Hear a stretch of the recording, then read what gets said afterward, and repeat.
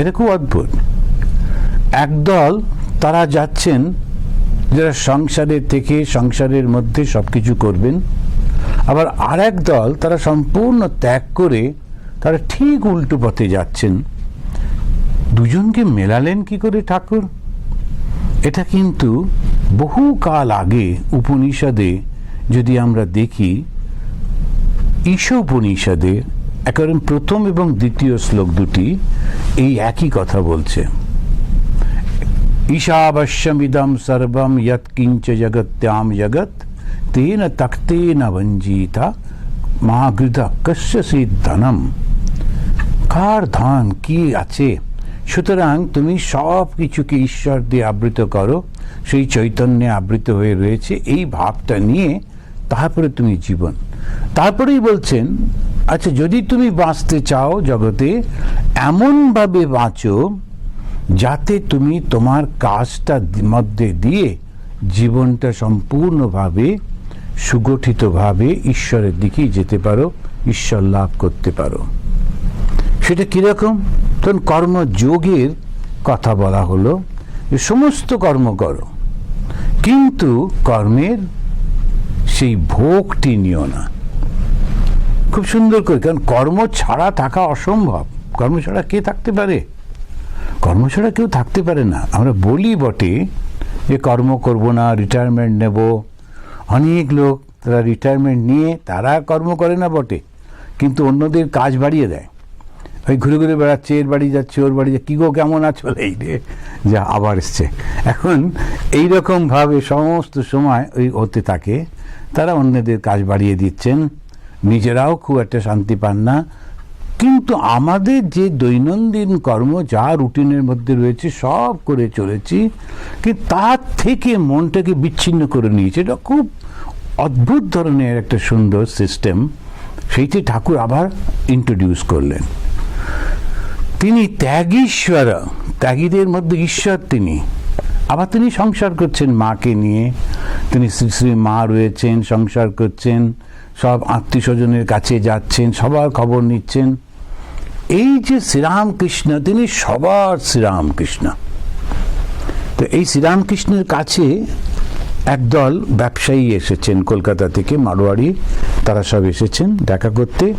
আমরা এর আগেই পড়েছি যে ঠাকুর কথা হচ্ছিল যে ফ্রি উইলের কথা হচ্ছিল। একটা লোক তাহলে কি চেষ্টা করবে না? সব যদি ঈশ্বর নির্ভর হয়, ভগবান শ্রীরামকৃষ্ণ বলছেন যে ঈশ্বরের ইচ্ছা ছাড়া একটা শুকনো পাতাও খসে পড়তে পারে না, এমন সমস্ত সিস্টেম রয়েছে।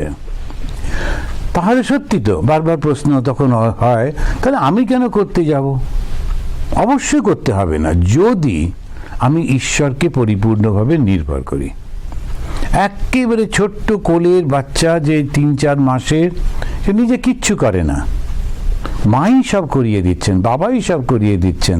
তার কখন কাপড় জামা তাকে পরিয়ে দিতে হবে, কখন গরম লাগছে একটু খুলে দিতে হবে, ও সব পড়াই করে দেন। এখন এই যে ভাবটা আমরা দেখি, যদি আমি সম্পূর্ণভাবে ঈশ্বরে নির্ভর করি, কিচ্ছু করতে হবে না। আর যদি তা না করি, তখন আমাকে নিজে নিজে করতে হবে। তাহলে দুটোই আছে। সেই জন্য ভগবদ গীতাতে উনি বলছেন, যত্র যোগেশ্বরা কৃষ্ণ যত্র পার্থ ধনুর্ধরা। একটা ভাব হচ্ছে পরিপূর্ণভাবে আত্মনির্ভর। ভগবান শ্রীরামকৃষ্ণ তিনি যখন ডাক পেলেন তিনি সন্ন্যাস নিতে হবে, তোতাপুরীজি এসেছেন, ঠাকুরের খুব ভালো লাগছে, তার খুব ইচ্ছা সন্ন্যাস নেবেন, কিন্তু ছুটলেন কালীবাড়িতে, মাকে জিজ্ঞেস করছে, ভবতারিণীকে। তারপরে ফিরে এসে বললেন, মা বলেছেন আমার জন্যই তোমাকে পাঠিয়েছেন। এই মাত্র নির্ভর, ঈশ্বর নির্ভর, দৈব নির্ভর, এখানেতে সম্পূর্ণ কৃপার উপরে চলেছেন।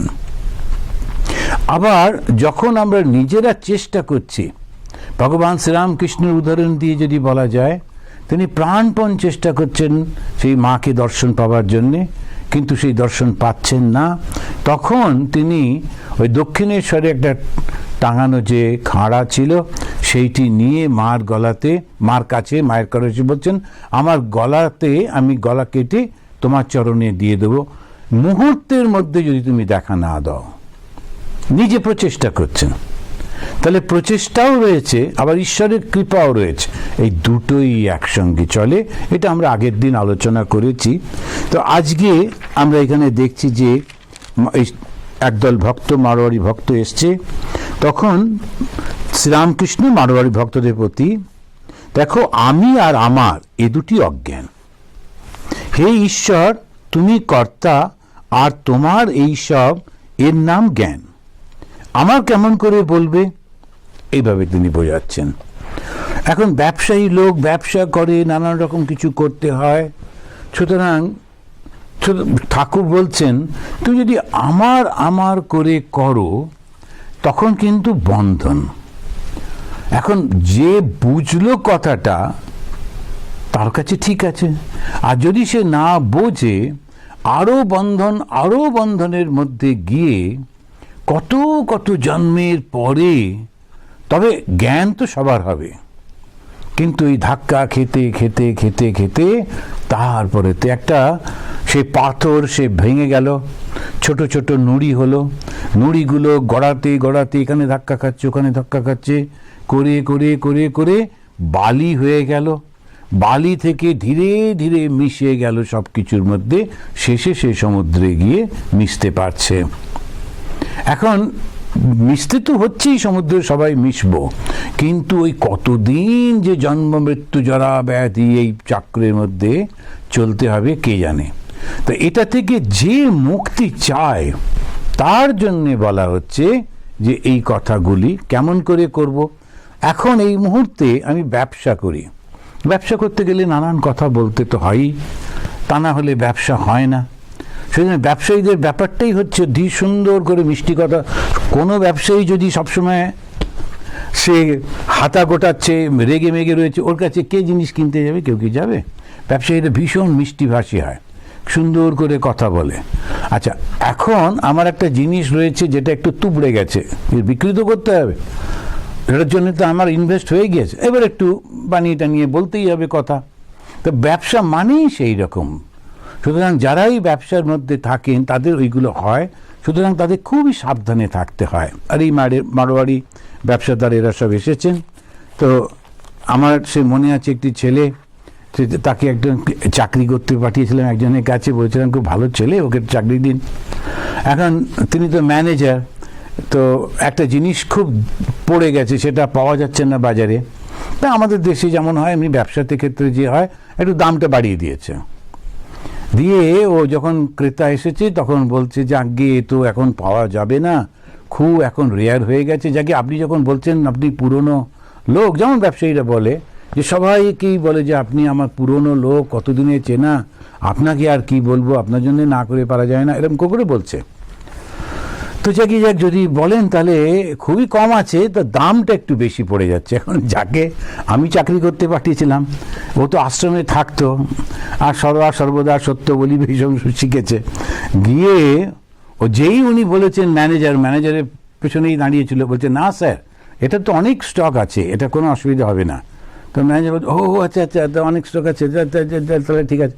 পরে আমার কাছে এসে বলছেন মহারাজ ওর মাইনেটা আমি আপনার আশ্রমে পাঠিয়ে দেবো, কিন্তু আপনি ওকে আশ্রমেই রাখুন, ও আমার পাশে থাকলে আমি আর ব্যবসা করতে পারবো না। তো ব্যবসা হচ্ছে ওই রকমভাবেই করতে হয়। তা এই ঠাকুর সেটা জানেন, কিন্তু সেটা খুব যে পছন্দ করছেন তা না। তো সেই কারণে উনি এখানে এসে বলছেন যে দেখো তুমি এইরকমভাবে মনে করবে যে আমার তো কিচ্ছু নেই, যখন চলে যেতে হবে তখন আমার কোথায় যে যাব, কার কাছে যে যাব, সুন্দর একেবারে বিছানা বানিয়েছি বা একদম বড় সুন্দর করে খাট টাট, ওই খাটেতে আমি মরতে পারবো কিনা তাও কিন্তু আমি জানি না। ভগবান না করুন আজকাল যা একটা ভয়ঙ্কর রোগ, এই কোভিড হলে কাদের কাছে গিয়ে পড়ছি, কারা আমাকে মুখে জল দিচ্ছে, কোথায় নিয়ে গিয়ে পুঁতে দিচ্ছে না জ্বালিয়ে দিচ্ছে ভগবান জানে। আত্মীয় স্বজন কত কি, কিছুই করতে পারা যায় না। এই খুব সুন্দর ভালো লোক ছুটে ছুটে এক্সারসাইজ করে এসে বা শুয়ে পড়লো আর চলে গেল, কোনো ঠিক করাই গেল না যে এই প্রপার্টিটা কাকে দেবো, টাকা পয়সা কাকে দেবো। এইরকম ঠুনকো জীবন, কাঁচের ওই গ্লাসের মতো